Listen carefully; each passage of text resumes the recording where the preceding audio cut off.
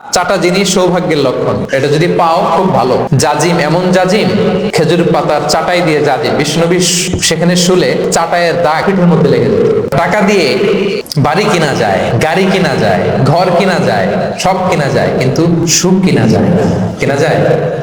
তোমার রিজিকে যা আছে এটা 2 পাহাড়ের মাঝখানে থাকলেও এটা তুমি পাবা, আর যেটা তোমার রিজিকে নাই ওইটা অনেক দূর থেকে আনার পরেও হাদিয়ে নিয়ে 2 ঠোঁটের মাঝখানে রাখলেও ওটা পড়ে যাবে। মনে সুখী আসল সুখ। এজন্য মনকে অস্থির হতে দেয়া যাবে না, মনকে সবসময় স্থির রাখেন। মনের সুখ আসল সুখ।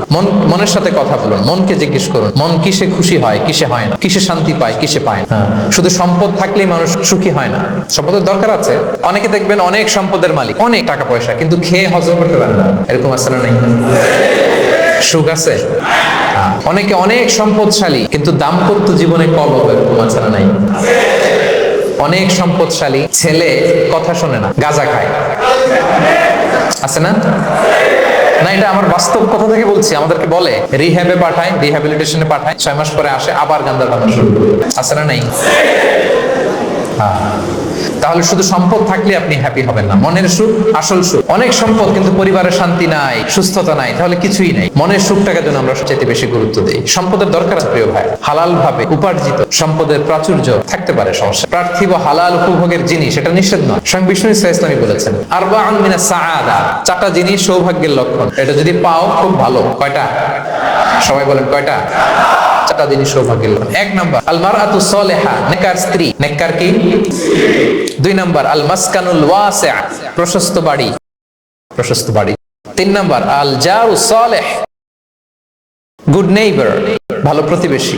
4 নাম্বার আল মারকাবুল হানি, সুইট রাইড, মানে ভালো বাহন বা যানবাহন। এই 4টা থাকলে এটা একটা সৌভাগ্যের আলামত, খুশনসিব, একটা ভালো। কিন্তু খেয়াল করে দেখেন তো বিশ্বনবীর 4টার মধ্যে কয়টা ছিল? শুধু 1 নাম্বারটাই ছিল, বাকি 3টা ছিল না। তেমন 1 নাম্বার কি ছিল? আল মারআতু সালিহা, নেককার স্ত্রী, এটা বিশ্বনবীর ছিল, ঠিক কি না? 2 নাম্বার আল মাসকানুল ওয়াসি', স্পেশিয়াস হাউস, বড় ঘর, বিশ্বনবীর ছিল না? মক্কায় না মদিনায়? মদিনার ঘরগুলো দেখেন, এক এক বিবির এক এক ঘর, ছোট্ট ঘর, খেলে হাইটা এসে বসতে পারে আর শুইতে পারে। 3 নাম্বার আল জারু সালিহ, ভালো প্রতিবেশী ছিল। মক্কায় না মদিনায়? মদিনায় গেলেন, আশেপাশে ইহুদিরা থাকতো, বনু কাইনুকা, বনু কুরাইজা, বনু নাদির।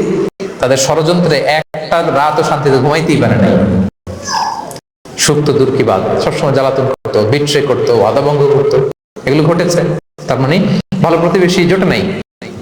3 নাম্বার 4 নাম্বার আল মারকাবুল হানি, ভালো বাহন। খুব বেশি ভালো বাহন ছিল তাও বলা যায় না, খাবারই তো ছিল না, ওট খাইলে না গায়ে জোর থাকবে, ঠিক কিনা? কসওয়া আব্বা ছিল। তার মানে বাহন ছিল চালানোর মতো, কিন্তু খুব বেশি ভালো বাহন যে ছিল নয়। তাহলে 4টার মধ্যে বিষ্ণু পেয়েছিলেন কয়টা? 1টা। কিন্তু মা আয়েশা ঘরের ভেতরে সুখ আর সুখ, কিছু নাই। একটা মশক, পানি খাওয়ার, রুটি বেলার একটা জাজিম, এমন জাজিম, খেজুর পাতার চাটাই দিয়ে জাজিম, বিষ্ণুনবী সেখানে শুলে চাটাইয়ের দাগ পিঠের মধ্যে লেগে যেত। মাদুর বা চাটাই চিনেন আপনারা? বাংলাদেশে দেখেন নাই?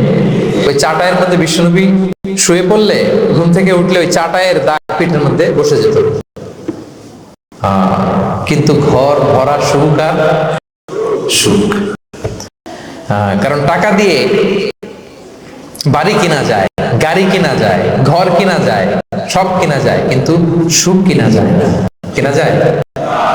এজন্য মনের সুখই আসল সুখ, ওইটাকে গুরুত্ব দিবেন প্রিয় ভাইরা। সহিহ মুসলিমের আরেকটা হাদিসে বিষ্ণু ইসলাম বলেন লাইসাল গিনা আন কাসরাতিল আরাদি ওয়ালাকিন্নাল গিনা গিনান নফস। বেশি সম্পদ থাকলেই ধনাঢ্যতা নয়, আসল ধনাঢ্যতা মনের ধনাঢ্যতা। মনে সুখ তো সবখানে সুখ, মনে শান্তি তো সবখানে শান্তি।